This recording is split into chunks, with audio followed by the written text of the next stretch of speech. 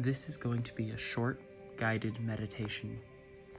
Before we begin, make sure that you are in a comfortable spot, free of disturbances. Meditation is an excellent time to check in with the body, and here we will focus on expanding our mind with the aim of discovering new vitality within us. It may be helpful to have a pillow to support your lower back. Begin by getting comfortable and closing your eyes. Keeping your spine erect, supporting your breath and the flow of energy through your body.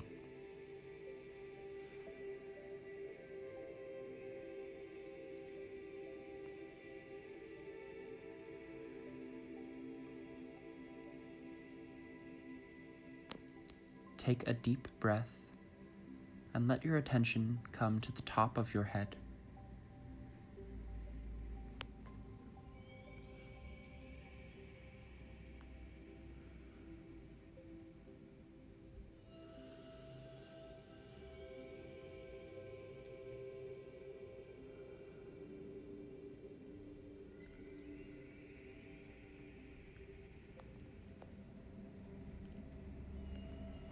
Relax your shoulders, keeping your attention there at the top of your head.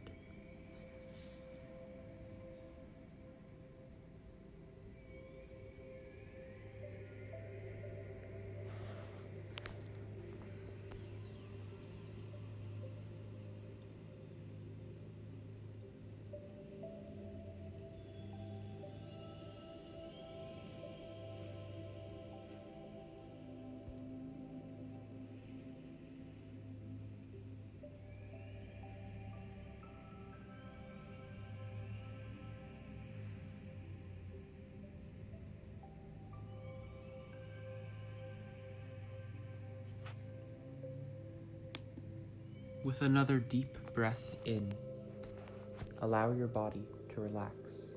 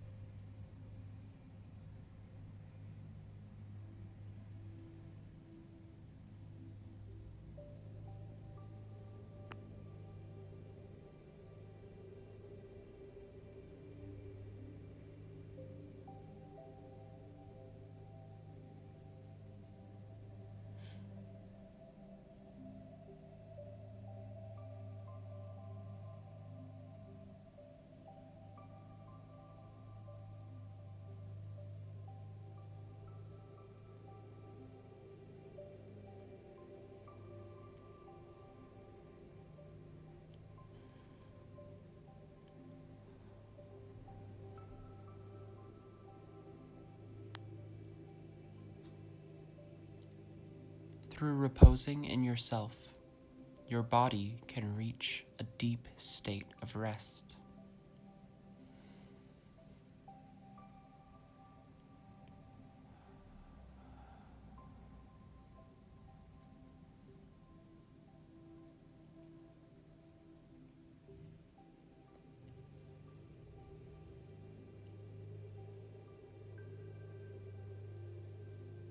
In this state of rest, allow your mind to expand.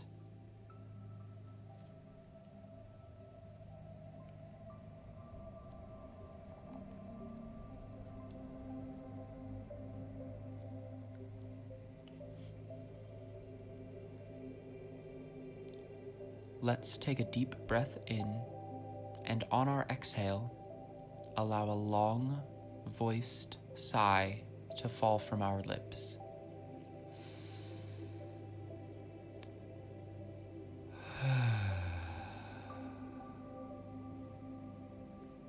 Allow the sound to emerge from the whole of your body.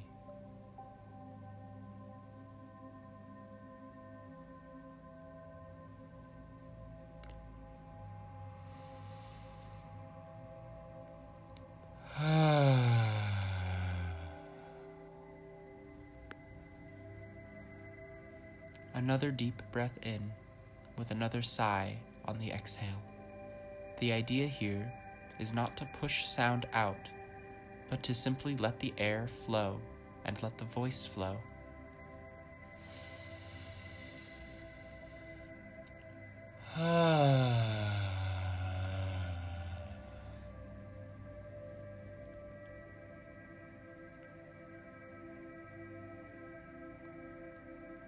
Feel the vibrations of your voice filling your body and your meditation space.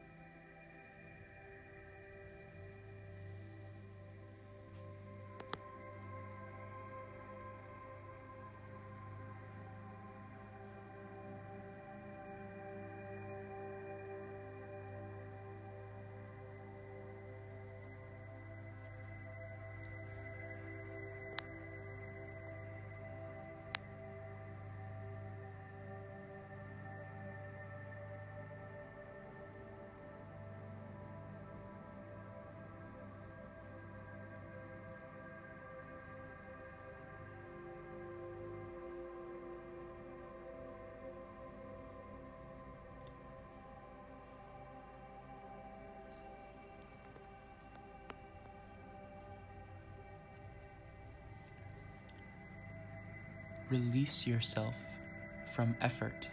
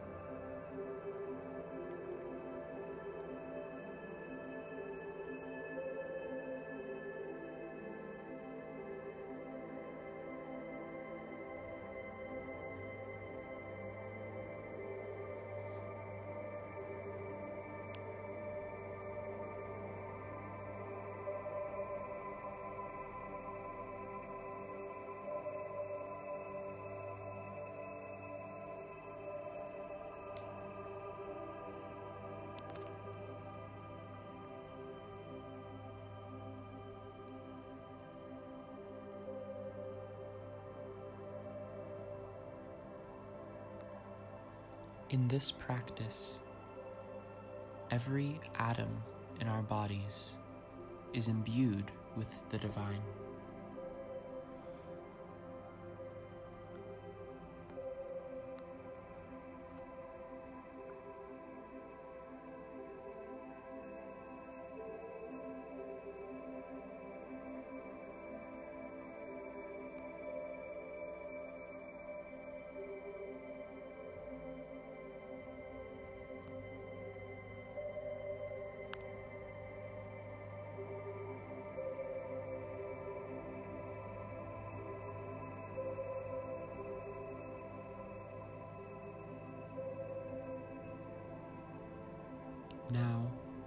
Slowly, in your own time, become aware of your body and of your surroundings.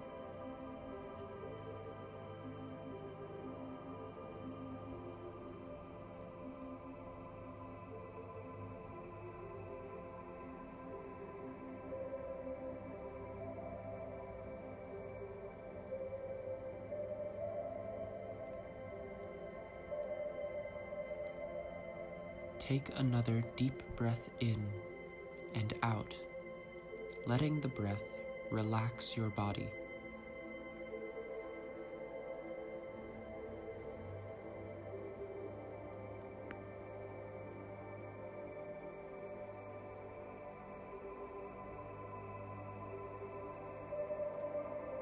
Gradually, you may open your eyes.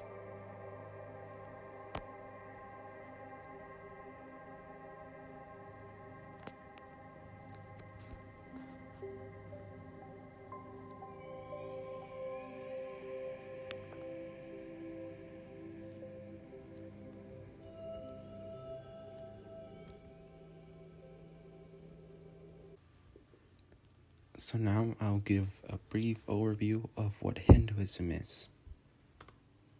So Hinduism is believed to have originated in the Indus Valley, which will be considered modern-day Pakistan. And scholars believe to have been originated 2300 BC and 1500 BC. But Hindus claim that the religion is timeless, and it's been there since the beginning. It's estimated that around 80% of the population of India practices the religion, and there's globally around 900 million followers. Some of the countries that have high populations that practice this religion are Nepal, Bangladesh, Indonesia, Pakistan, and the US. This is a polytheistic religion, meaning there's multiple gods and goddesses. It is believed there are 33 core gods and goddesses, but there's uncertainty about this. Some of the important holidays in this religion are Diwali, which is the festival of lights, and celebrates the victory of good versus evil. It lasts over 5 days. Holi, which is a very popular celebration, celebrates the upcoming spring. Navratri welcomes the goddess Durga, and it lasts 10 days and 9 nights. Ganesha Chaturthi celebrates the birth of Ganesha, son of Shiva. And another holiday is Krishna, which celebrates the birth of Lord Krishna, and it lasts about 2 days. So as I mentioned, Holi is probably one of the most popular holidays in the religion due to its colorful festivity. In this festivity, they throw colorful powder at each other and dance and eat traditional food. The powders mean something. The red one means love and fertility. Yellow means it's a powder native to India.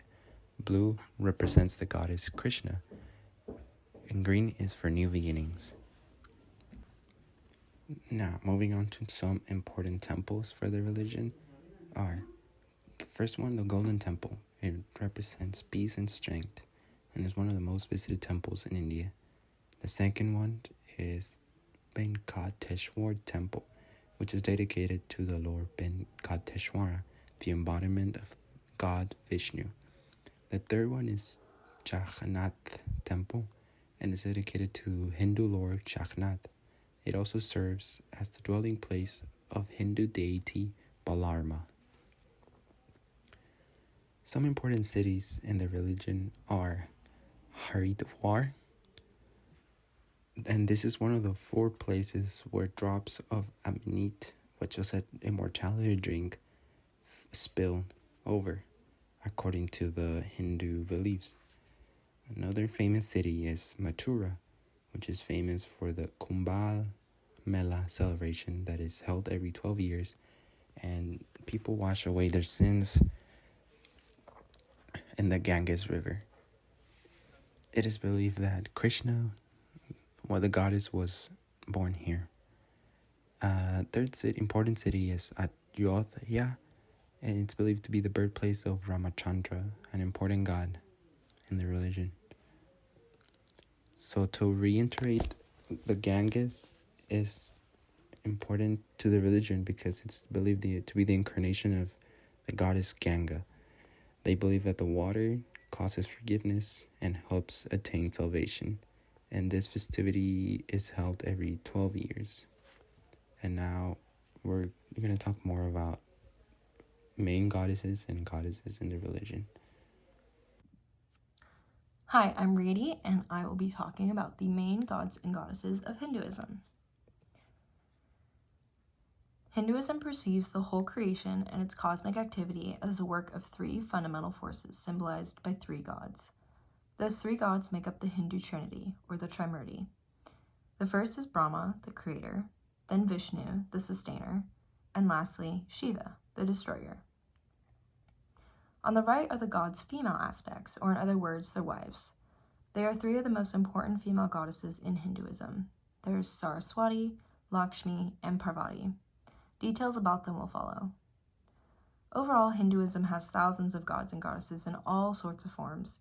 Many sources say that there are 330 million gods, but that is argued to be a misinterpretation, and that there are actually 33 main types of gods that fall into each of the four sects: Vaishnavism, Shaivism, Shaktism, and Smartism. The main sects are Shaivism and Vaishnavism, who worship Shiva and Vishnu. To start, the god of creation and father of Dharma is Brahma, which shouldn't be confused with the general term Brahman, meaning supreme god or almighty god. Brahma's vehicle or animal that he moves with is a swan, but it isn't pictured here. He is sitting on in the lotus pose, actually. Brahma is depicted as having 4 heads and 4 arms, as well as a reddish complexion. As opposed to all other gods, Brahma never holds any weapons. Instead, he holds a water pot, a spoon, a book of prayers called the Vedas, and a lotus flower. Although he's considered the creator god and the son of Brahman, and his female energy, Maya, Brahma is not commonly worshipped. His popularity is actually no match for the 2 others in the Trimurti, Shiva and Vishnu, but we'll get to them next. One creation story says that the supreme being Brahman wanted to create the universe, so he first created water, and with that he placed a seed into it. That seed then transformed into a golden egg, and from that Brahma was born. Another story says that Brahma was born from a lotus flower, which grew from the navel of Vishnu. In creating the rest of the universe, picking up where Brahman left off, Brahma gave birth to the 11 forefathers of the human race, called the Prajapatis, and the 7 great sages, or the Saptarishi. These children, or mind sons, of Brahma were born out of his mind rather than his body. Vishnu is the second main deity in the Hindu Trinity, called the Trimurti. Out of Brahma and Shiva, Vishnu is the peace-loving deity of the Trinity, otherwise known as the preserver or the sustainer of life. He is best known for his steadfast principles of order, righteousness, and truth, and if these values are under threat, Vishnu then emerges from his transcendence to restore peace and order on earth. Vishnu's vehicle is the king of birds, and Vishnu is depicted with having 4 arms, a blue complexion, and he stands on a snake. In the 4 Hindu sects, Vishnu is the main god of Vaishnavism. Vishnu is unique in that he has multiple incarnations that come to Earth in order to help preserve these values that I had listed before. These incarnations are called his avatars, and there have been 9 of them to appear, but a 10th is actually still believed to come. Out of the 9, the avatars come in many forms, such as a bear, a man-lion, and Lord Rama, who is considered the perfect human of the Ramayana, and there's also the popular Lord Krishna, who is a divine diplomat and statesman.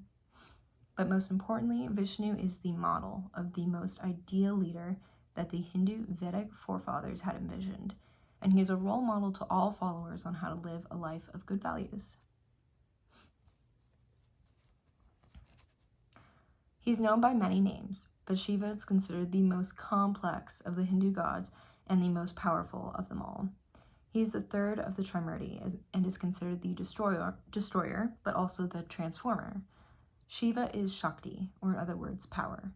In recognition of the power that he holds, Hindus actually isolate his shrine separate of other deities in their temples. Shiva's vehicle is the bull, and he is depicted with matted hair, a third eye, a blue spot on his throat, and he holds a trident while the river Ganges tumbles down his hair.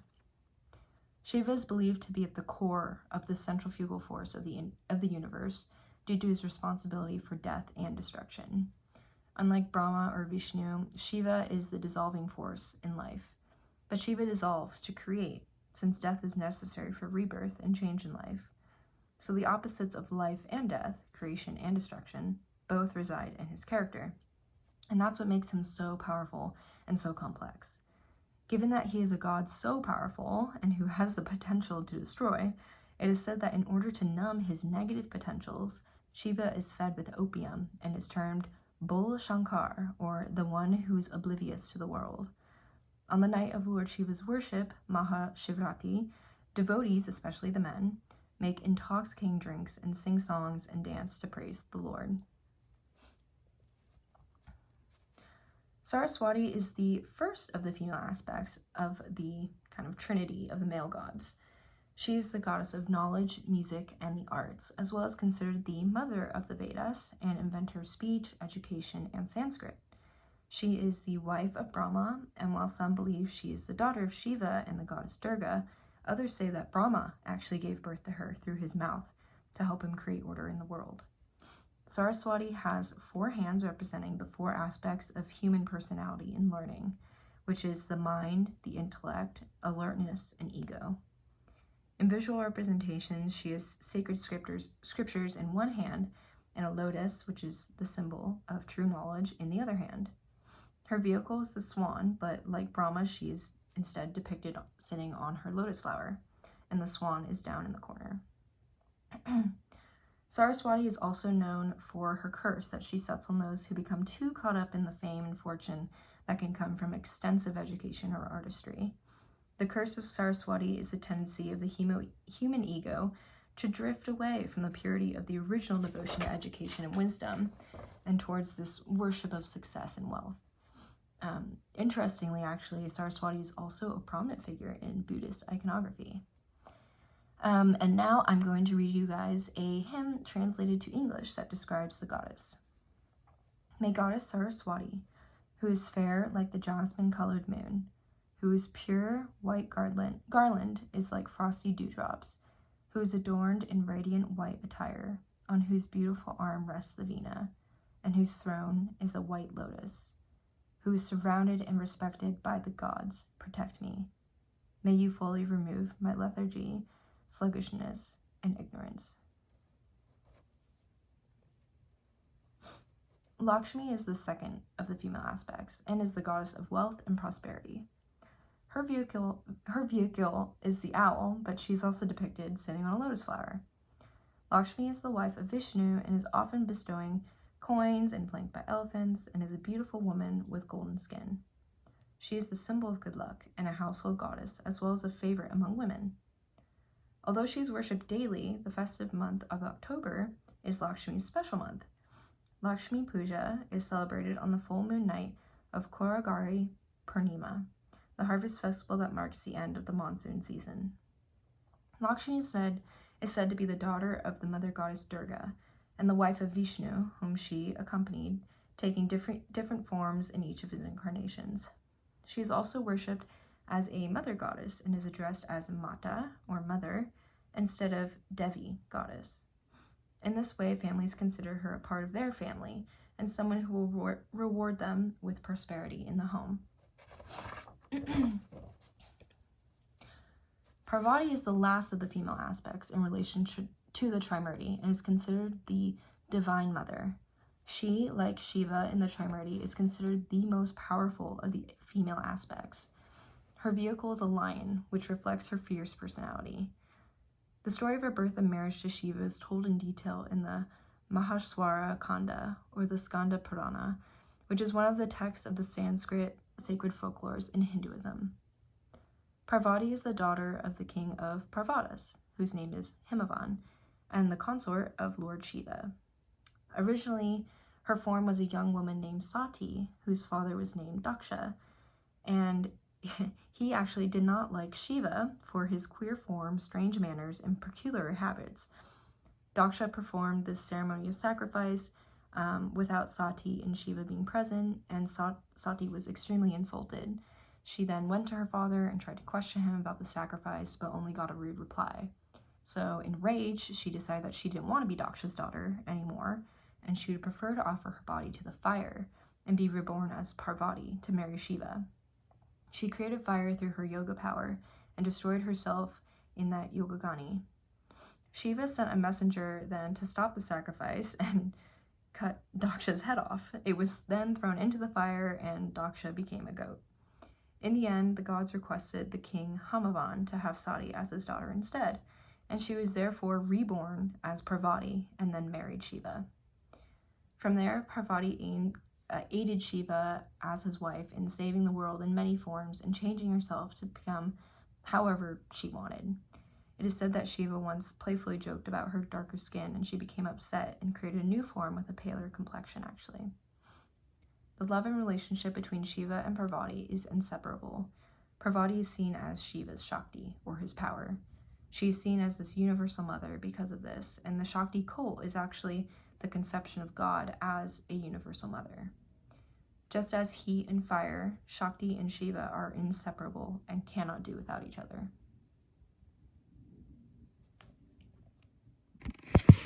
Next, we are going to tell you two different stories from two different sects of Hinduism. First is the story of Shiva and Sati. Daksha, Lord Brahma's wish-born son, a lord of creatures, was entrusted with the duty to populate the universe.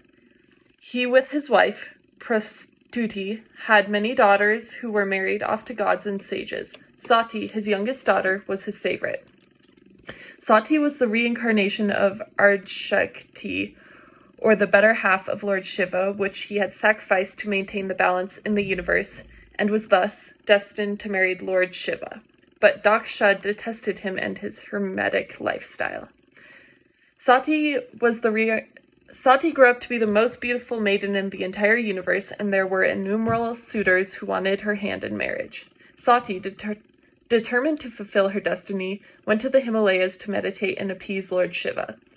Pleased with her devotion, he agreed to marry her at once. All the gods attended their wedding.